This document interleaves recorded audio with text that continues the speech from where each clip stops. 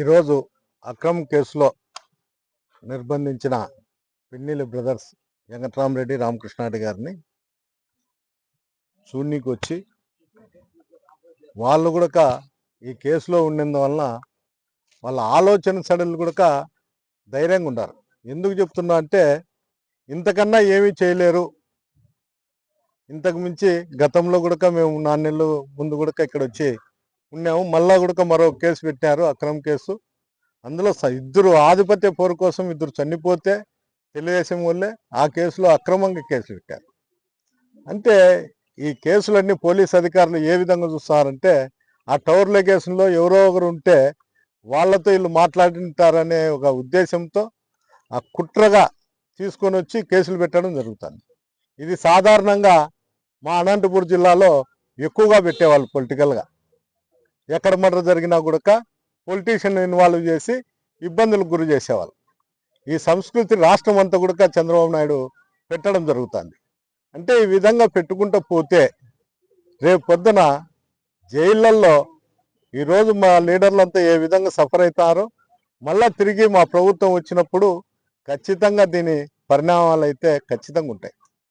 ఊరికి అనుకుంటా ఉండొచ్చు ఈరోజు తెలుగుదేశం నాయకులంతా కూడా రాష్ట్రంలో మేము వైఎస్ఆర్సీపీ నాయకుల మీద దాడులు చేస్తున్నాం, వాళ్ళని లోపల పెడతాండాం అని సంతోషపడవచ్చు. కానీ అది ఎక్కువ కాలం నిలబడదు. త్వరలోనే దీనిపైన రివైజ్ చేసుకునే పరిస్థితి కూడా వస్తుంది. ప్రతి ఒక్కరు కూడా ప్రతీకారం కూడా తీర్చుకుంటారు. ఏంటికి వదులుతారయ్యా? ఎవరినన్నా కొడితే తిరిగి కొట్టకోకుండా ఏంటుకుంటారు? తిరిగి కొట్టే ఆలోచన తెప్పిస్తాండేదే చంద్రబాబు నాయుడు.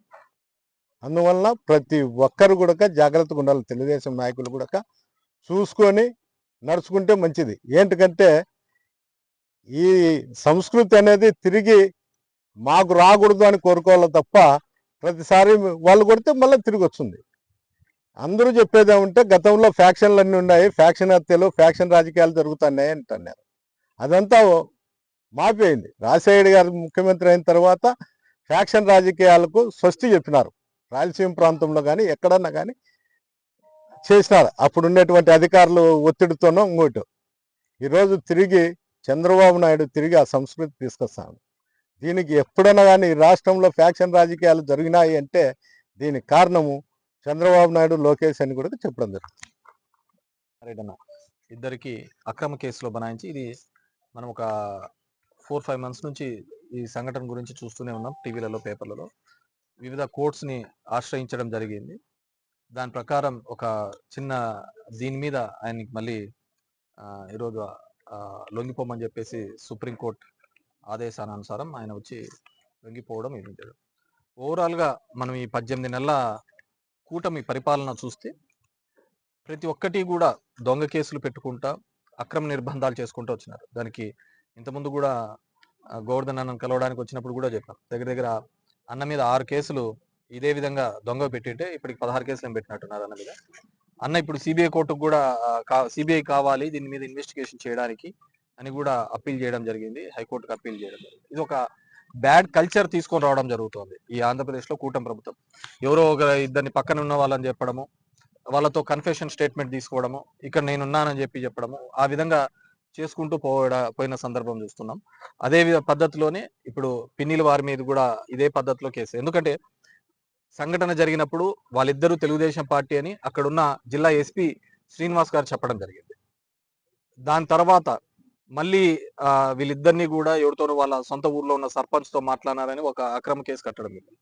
మీరు చూశారు అంటే ఇదే పల్నాడులో, మాచర్లలో 10 రోజుల కిందట ఒక డబుల్ మర్డర్ జరిగింది. రోజు ఒకటి కేసు జరుగుతూనే ఉంది, ఒక డబుల్ మర్డర్ జరిగింది. నాకు తెలిసి వీళ్ళు కన్నా జైలుకు పోకపోయింది బయట ఉండింటే దాంట్లో కూడా వీళ్ళని ముద్దాయిలుగా చేసేవాళ్ళు. వాళ్ళు జైల్లో ఉన్నారు కాబట్టి ఆ కేసులో నిందితులుగా కాలేదు, లేకుంటే దాంట్లో కూడా వాళ్ళను ముద్దాయిలుగా చేసేవాళ్ళు.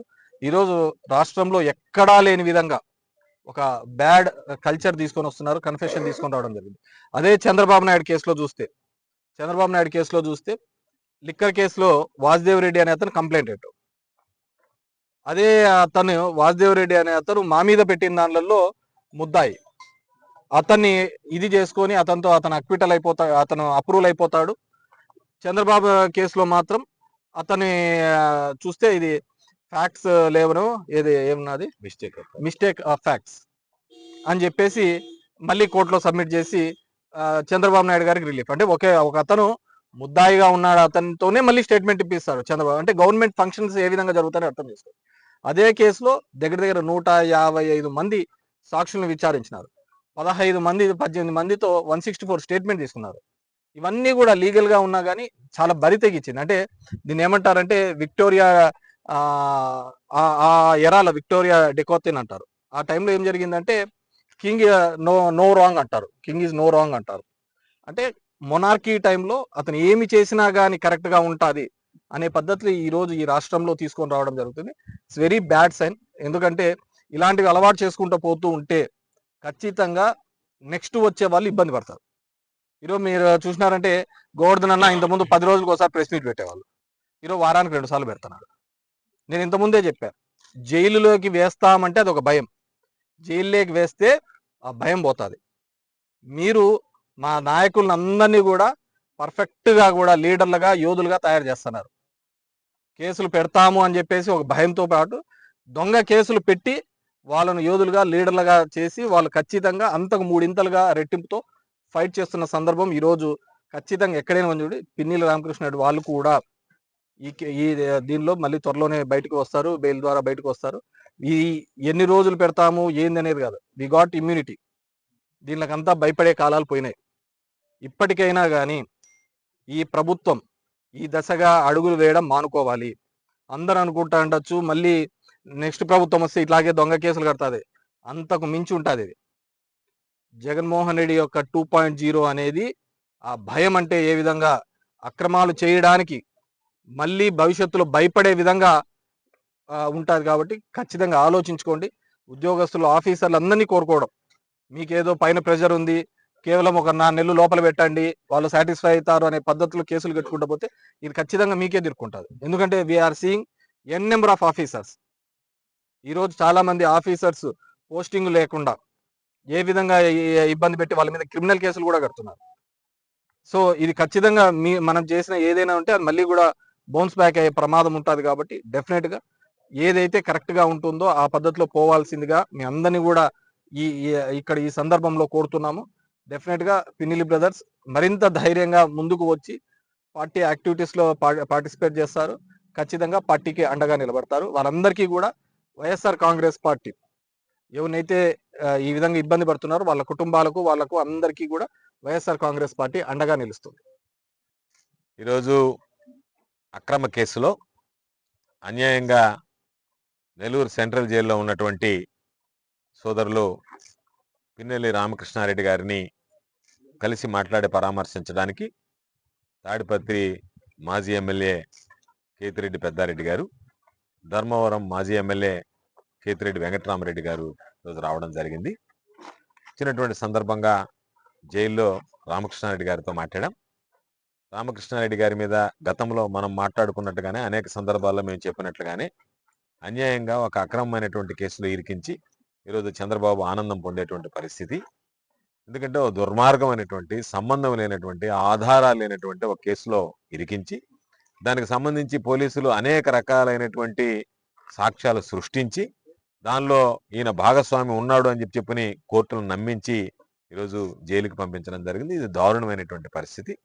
కాబట్టి ఈరోజు కలిసి మాట్లాడినటువంటి సందర్భంలో రామకృష్ణారెడ్డి కానీ వాళ్ళ తమ్ముడు వెంకటరామరెడ్డి గారు కానీ ఆరోగ్యంగా ఉన్నారు, ధైర్యంగా ఉన్నారు. వాళ్ళు ఎక్కడా కూడా వాళ్ళకి సంబంధించినటువంటి ఈ కేసులో మమ్మల్ని జైల్లో వేశారనేటువంటి ఆలోచన కానీ ఆ భయం కానీ ఎక్కడా కనిపించడం లేదు. ఈ కేసుని మేము ధైర్యంగా ఎదుర్కొంటాం. న్యాయస్థానాల మీద మాకు నమ్మకం ఉంది. న్యాయస్థానాల్లో పోరాటం చేస్తాం. న్యాయ పోరాటం చేసినా సరే ఈ కేసులో దీనిలో విజయం సాధిస్తామనేటువంటి నమ్మకం, విశ్వాసం, ధీమాతో వాళ్ళు ఉండడం జరిగింది. కాబట్టి జగన్మోహన్ రెడ్డి గారికి ఎవరైతే ఈరోజు ఆంతరంగికులుగా జగన్మోహన్ రెడ్డి గారికి నమ్మిన బొట్టులాగా వ్యవహరించారో, ఎవరైతే ఈ ప్రభుత్వాన్ని ప్రశ్నించారో వాళ్ళందరి మీద కేసులు పెట్టి ఈరోజు ఒక కొత్త సంస్కృతిని తీసుకొచ్చి రాజకీయంగా ఎదుర్కోలేక పోలీస్ కేసులు బనాయించి దాని ద్వారా భయపెట్టాలనేటువంటి ఓ దుర్మార్గమైనటువంటి ఆలోచన. ఫ్లెక్స్ కడితే పోలీస్ కేసు, లేదు ఎవడన్నా ప్రెస్ మీట్ పెడితే పోలీస్ కేసు, సోషల్ మీడియాలో పోస్టింగ్ పెడితే పోలీస్ కేసు, వీటన్నిటితో పాటు ఎవరి మీద కేసులు పెట్టాలనుకుంటే వాళ్ళ మీద కేసులు వస్తే కేసులు బనాయించడం కాదు, కేసులు తయారు చేసి కేసులు మోపడం అనేటువంటిది ఒక కొత్త అనుమతి, కొత్త సాంప్రదాయానికి కూటమి ప్రభుత్వం చంద్రబాబు నాయుడు ఈరోజు వాటికి సృష్టించాడు. భవిష్యత్తులో వీటికి సంబంధించినటువంటి మూల్యం కూడా చెల్లించుకోవడానికి తెలుగుదేశం పార్టీ శ్రేణులు సిద్ధంగా ఉండాలని చెప్పి ఈ సందర్భంగా నేను తెలియజేస్తూ, ఏది ఏమైనా సరే ఎన్నిసార్లు మాట్లాడుకున్నా పిన్నెల్లి రామకృష్ణారెడ్డి, పిన్నెల్లి వెంకటరామరెడ్డిలకు సంబంధించి ఈ ప్రభుత్వం తీరినటువంటి ద్రోహం చేసినటువంటి నేపథ్యంలో వైఎస్ఆర్ కాంగ్రెస్ పార్టీ కుటుంబం ఎల్లవేళలా వాళ్ళకి, ఆ కుటుంబాలకి అండగా ఉంటుందని చెప్పి ఈ సందర్భంగా తెలియజేస్తాం. చరిత్ర సృష్టించినోడు ఇప్పుడు ఆ చరిత్రని తిరగరాయబోతున్నాడు. అబద్ధాల గోడల్ని బద్దలు కొట్టి నిజాలను రాగా మీ ముందుంచబోతున్నాడు. నిజమైన వార్తల కోసం వెంటనే డౌన్లోడ్ చేసుకోండి రా యాప్ని.